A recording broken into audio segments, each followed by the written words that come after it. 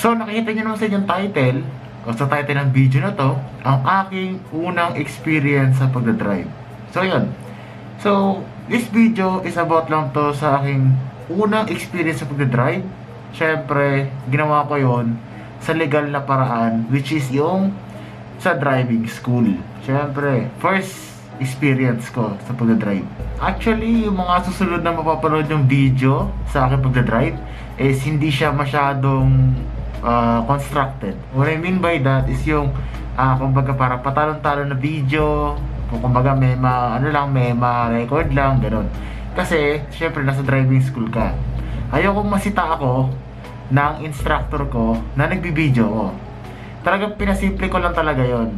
At syempre, at the same time, alerto ako sa nagde-drive. Buti na lang talaga, hindi niya ako sinita. And syempre, ako naman is alerto rin ako sa daan. Ayoko kasi mag-attempt ng mag-video ko na nakapatong sa nakapatong sa windshield or sa dashboard. Siyempre, nasa kalagitnaan ka ng practice. Once na nandun ka na sa sasakyan, start na yun ang practice mo. Kumbaga parang, doon pa lang, ini-evaluate ka na eh. Doon pa lang wala na, di ba? Kumbaga doon pa lang, ano yung ginagawa mo? Di ba nga, bawal mag-cellphone habang nagda-drive.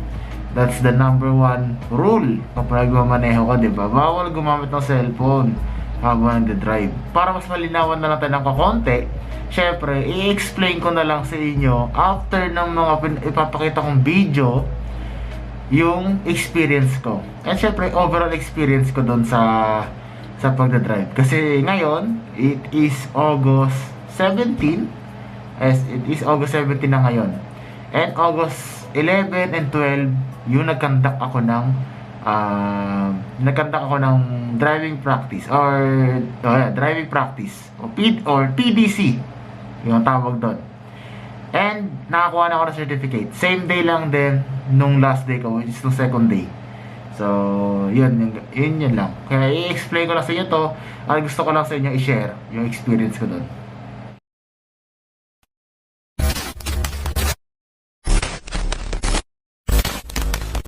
Yep. Nasa drive ako ngayon. Yan. Actually, context, driving practice. So, nagsimula na kami, nakapangalawang ikot na kami. Pero ang schedule ko kasi ngayon is 9 to 12. Actually 9 to 11, 9 to 1. So, pero ang ginawa, naging 9 to 12 na lang. So, 12 tapos na. Ngayon time is 10:49 pa lang. 10:49, so isang ikot pa. Ginagawa kasi is nagpapaano pa ng gasolina. Nagpapaano pa ng gasolina. Kaya dito naman ako. Basic experience ko sa experience ko sa driving. Okay lang kasi automatic to. So parang at first medyo actually hindi ako kinabahan kasi 'di ba nga putik na yan, nasa daan ka na, nasa public places ka na, public lane or something, nakalimutan ko yung term. Tapos kakabahan ka pa. Wag na.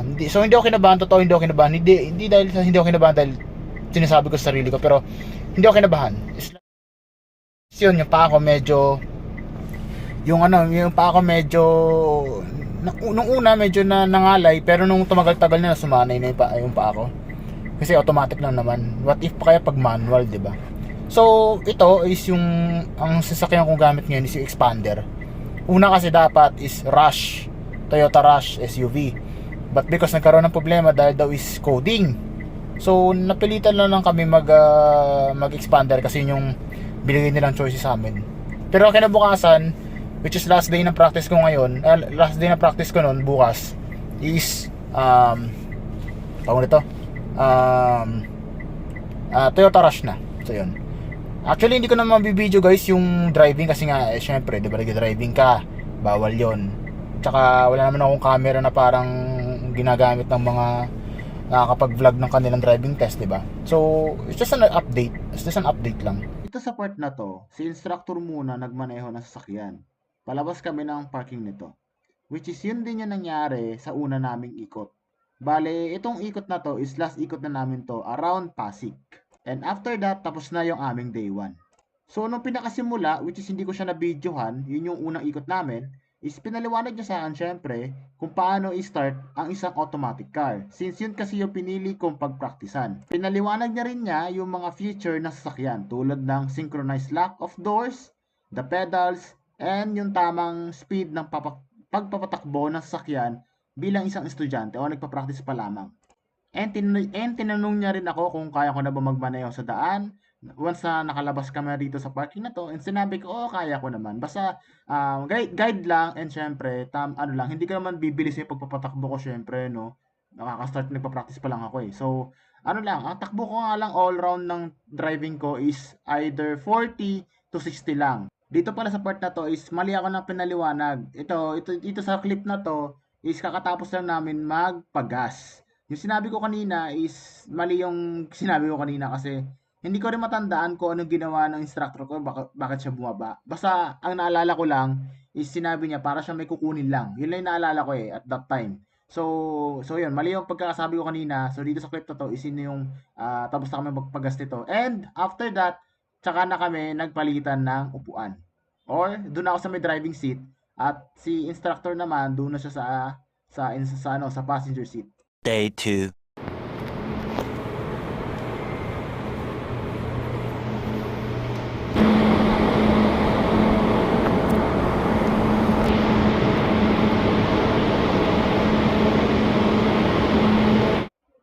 Ups. In-stop ko lang yung video because it's supposed to be, itong video na to is makukunan niya sa huling-huling part ng video to is yung sasakyan na pagpapraktisan ko, which is yung Toyota SUV Rush. Ano no, kung yun yung pagkakabasa ko o baka Toyota Rush lang. And ito na yung picture niya. Yan yung picture na sinakyan kong sasakyan for the day 2. So nandito kami sa loob. I mean, may ginagawa pa yung instructor ko, may picture. So Toyota Rush yung sasakyan ko ngayon. Paghapon kasi expander, dapat talaga Toyota Rush kasi nilapag-usapan. Pero yun nga. Yan, simula na kami. Baka mag-vlog.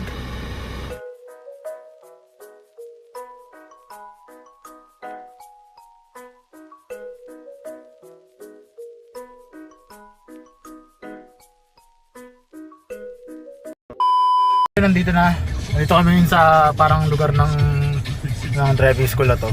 Hindi ko na na-videoan, so ina-cut yung video. Yan, nagpalitan na kami ng pwesto. Ako na yung nag-drive. And dito, ginagawa ng video, parang parking siya dito. So, yeah. Nakasabi ko lang, parking yung ginagawa namin. Yung una, ginawa namin yung patalikod na parking. O kaya, tapos itong ginagawa namin huli is paharap naman. Inulit-ulit lang namin. So yun, nagsisiyar pa si kuya, yung instructor ko. So yun, sumakit yung pa ako doon sa pagpaparking, pero yung sa biyahe mismo hindi masyado sumasakit yung pa ako. Dito kasi sumasakit na because brake lang yung ginagalaw ko dito eh. Like hindi ko tinatapakan yung brake, pero hindi na ako gumagamit ng gas. Kasi nga is hindi na kailangan tapakan yung gas o yung drive ng gas, yung pedal, kasi nga is parking lang naman. Actually day 2 last day ko na to. And after daw nito is makukuha ko ng certificate mismo ngayon na mismong araw na to. So, good thing. It's a good thing. So far, naramdaman ko na rin ang bilang isang driver, di ba? Naramdaman ko na rin yung isang driver na may mga motor na bigla-biglang sumusulpot sa harap mo. Mga jeep na alam mo na, mga sumusulpot din.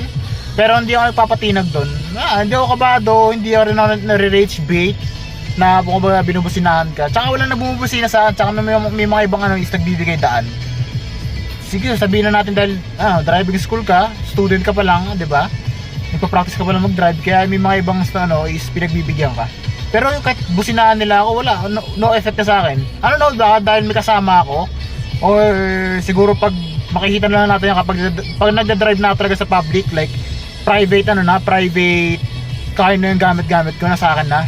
Tapos wala talagang hindi na nagpa-practice. Baka doon ako the reality hits. Hindi na malalaman nila kung bago ka palang driver o hindi eh.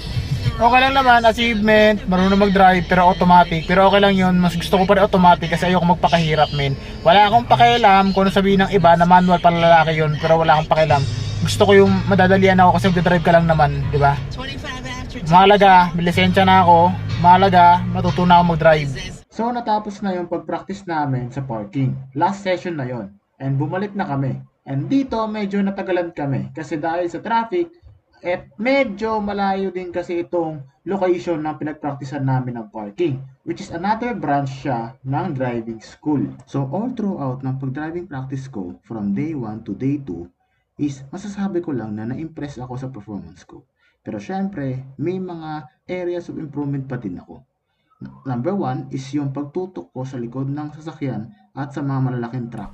Napansin kasi ng instructor ko at syempre ako din napansin ko din na kapag especially kapag may mga stoplight, 'di ba, nakatigil lahat ng mga sasakyan. Na may distansya tayo sa harapan ng sasakyan natin, 'di ba? Pansin kasi ng instructor ko na medyo malapit-lapit na ako sa likod ng sasakyan. Ang sabi sa akin, hangga't nakikita mo pa yung likod nung buong sasakyan, yung buong likod ng sasakyan, dapat ganun lang kalayo. O ganun lang dapat habang nakikita mo pa yung likod ng sasakyan, ganun dapat ang distansya mo. At syempre, speaking of malalaking sasakyan, is yung mga truck. Yun lagi dapat talagang distansya. As in talagang distansya daw talaga.